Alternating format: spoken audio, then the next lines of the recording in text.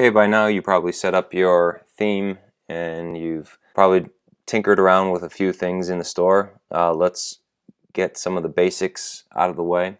If you go over to online store and pages, two of the most important pages that you're going to want to have are the About Us page, which is probably, besides the home page, is one of the biggest draws over any other one product page.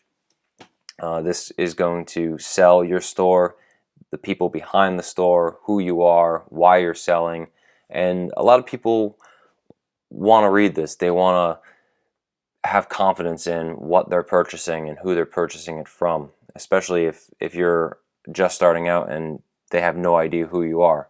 So take some time, fill out this about us page, tell people what you're doing, and don't overlook this. They give you a nice template to start with. Do a little bit more, put your own spin on there. One thing that they don't add by default is a Contact Us page. Now, I think that's very important and should be included. They do have a template for it, they just don't add it by default. So select page.contact, you could fill this out, drop us a line and let us know how we can help. You'll see this in future videos. Edit the website SEO. This is the stuff that will show up in Google, so it's highly recommended that you fill this out as much as possible. Use all 70 characters, all 160 down here. Google gives it to you, you might as well use it. You could put in some important keywords there. So now you have the About Us page, the contact page, the home page. What you saw in that last video, there was a little blurb below the hero banner.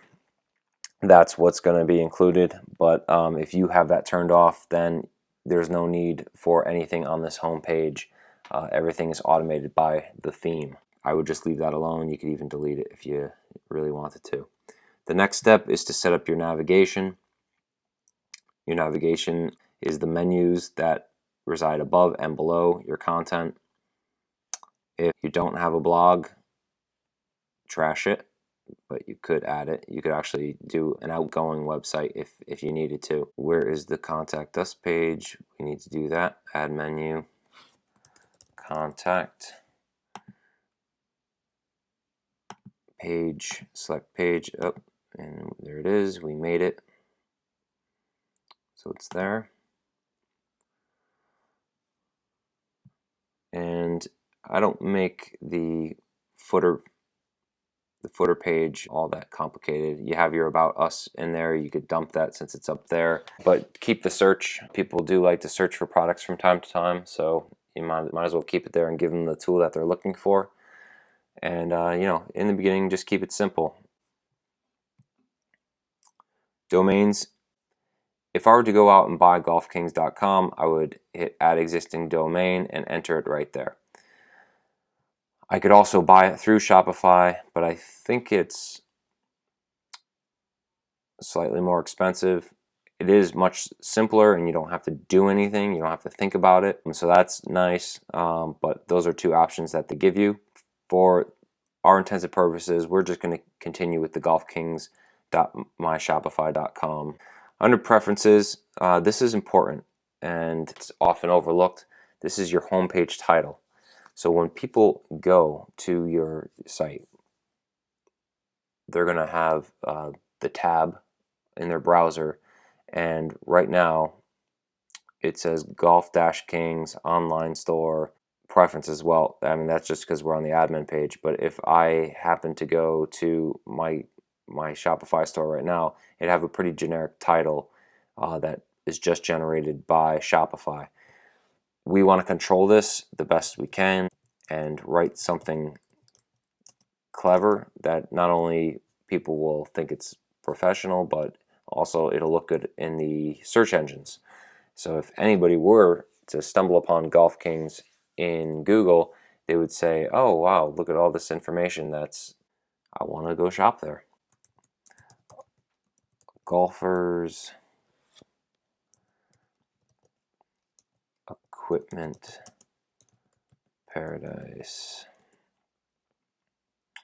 And then we can go in here and all of the things, all of the sporting goods you need for your next trip out to the links, and etc. You want to fill this up with as many keywords as you can get, like sporting goods. Maybe just change it to green, golfers, equipment, and get it all in there. Make it look real nice and tight so Google picks up on it and it becomes more attractive to passerbys.